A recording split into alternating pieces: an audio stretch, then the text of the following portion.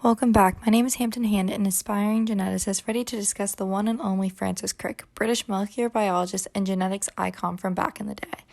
While we notably recognize Crick for his academic paper regarding the structure of DNA, the double helix, that was not the only thing he studied. He also looked into the function of tRNA in the cell through his very own adapter hypothesis. This theory proposed that small RNA molecules would be adapters that could receive a specific amino acid and interact with a specific messenger RNA. Would participate in incorporating the amino acids into a growing polypeptide. Subsequently, these adapters were identified and are known as transfer RNA molecules. From nucleotide sequences of numerous tRNA molecules, the secondary structure of the tRNA, the classical clover leaf, has been identified.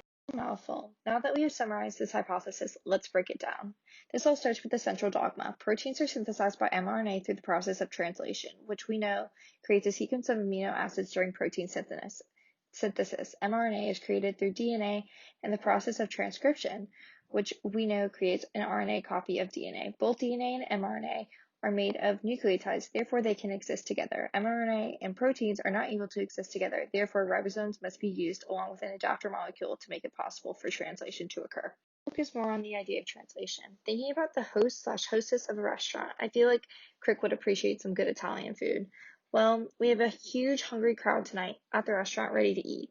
We're going to say our hungry patrons are an amino acid. Our hostess are going to act as tRNA and the adapters because they will lead our amino acids or our patrons to the correct table, our table being the ribosome. So let's see this example in action.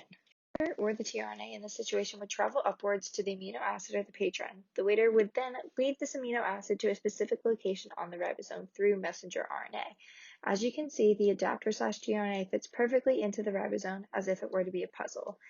In the ribosome, there are 3 locations that are essential in order to make this work. This would be the A, P, and E site. The amino acid first enters the A site. This then corresponds to the amino acid in the P site, and finally, this corresponds to the E site where it must exit. Basically, the tRNA is an adapter that acts as a connecting bridge between the amino acid and the mRNA sequence. The business is the anticodon. This is a sequence of 3 nucleotides forming a unit of genetic code in a transfer RNA molecule corresponding to a complementary codon in messenger RNA to then be put into the polypeptide chain. Looking at this beautiful chart, this would be the universal genetic code. As well, the tRNA will produce the correct end product. What if an altercation were to occur? Basically, this means something has occurred that prevents a tRNA from acting as an adapter that follows the universal genetic code. In other words, the rules of the coding dictionary were not followed. Due to a mutation, poor crossover, or damage to the sequence, which could come from varying factors. In this occurrence, the mRNA could be changed to the wrong amino acid. So if you were to look at his chain results, it would CAU or CAC. However, if the first 2 letters were to be changed, there would be a different protein. This could also occur on the start and stop codon. While this mutation could change cellular composition and could affect other processes, it wouldn't stop replication. Here are my references. Yay!